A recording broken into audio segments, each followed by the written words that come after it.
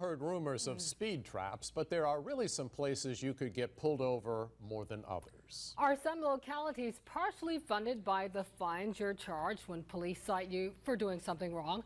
13 News Now investigative reporter Laura Geller shows us how your pain is a locality's gain. Well, we're not only talking about speeding tickets here. Localities collect your money in fines for things like parking tickets, DUIs, any sort of fee for breaking the law. The issue is sparking a debate. Is ticketing in some jurisdictions going beyond keeping the public safe to becoming a source of revenue?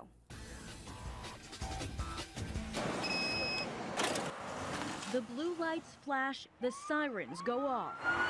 You get that sinking feeling in your stomach. Is that officer going to pull me over?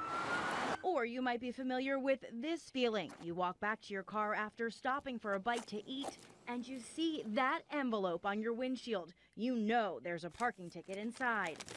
For most Virginia cities, ticketing is a source of revenue.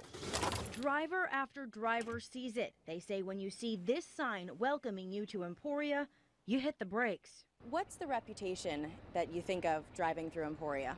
Slow down because it's a speed trap. It's terrible. They'll pull you over for 1 mile under, 1 mile over. So we did the math. State data shows just how much of a city or county's budget is made up by fines. Take a look. Almost 8% of Emporia's city budget comes from fines and forfeitures. While that might not seem like a large figure compared to other Virginia localities, the closest we found in our area is Southampton County, coming in at 3%, and Northampton at just over 2%. To give you a better perspective, for most localities, fines make up less than 1% of the budget, meaning Emporia's percentage is about 10 times that of the average city.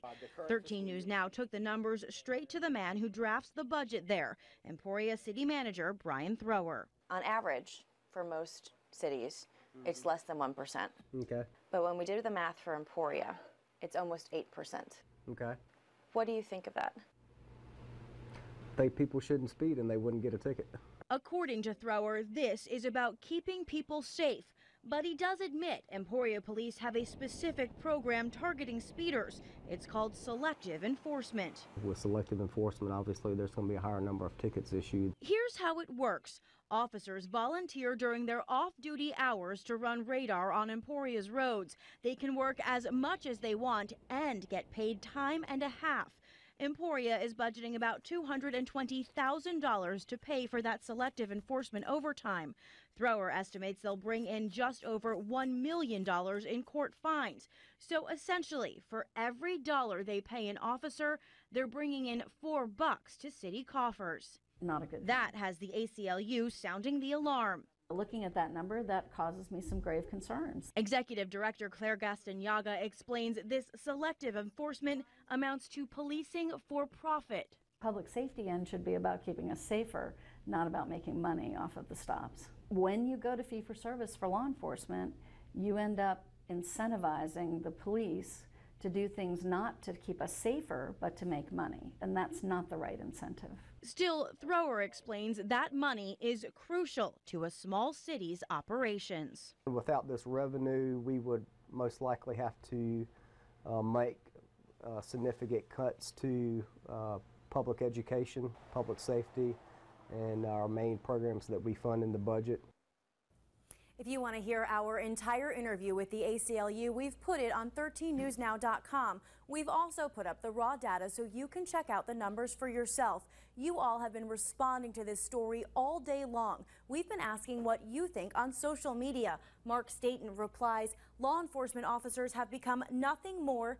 Here you go, you see it right here. Nothing more than armed revenue collectors for their respective municipalities.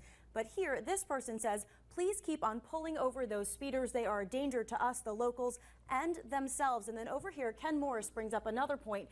Does it matter what the funds are used for? Everyone knows the rules. Don't break them. We will continue to follow the conversation. Let us know what you think on Twitter and Facebook. Laura Geller, 13 News Now.